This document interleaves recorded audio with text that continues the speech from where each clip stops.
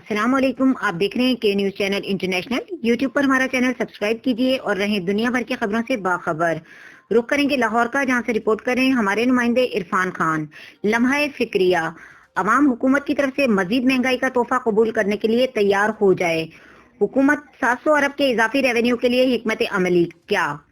ایک سوالیہ نشان۔ حکومت نے 700 ارب کا اضافی ریونیو حاصل کرنے کے لیے حکمت عملی مرتب کر لی۔ حکومت نے اضافی ریونیو کے حصول کے لیے ٹیکس، سیلز ٹیکس اور بجلی کی قیمت بڑھانے کا فیصلہ کیا ہے۔ اضافی ریونیو کے ہدف کے لیے آئندہ سال جولائی تک بجلی کی قیمت میں 34% تک اضافہ کیا جائے گا۔ حکومت نے 700 ارب کے ہدف کے لیے مختلف شعبوں کی دی گئی 140 ارب کے روپے کی ٹیکس چھوٹ بھی ختم کرنے کا فیصلہ کر رکھا ہے۔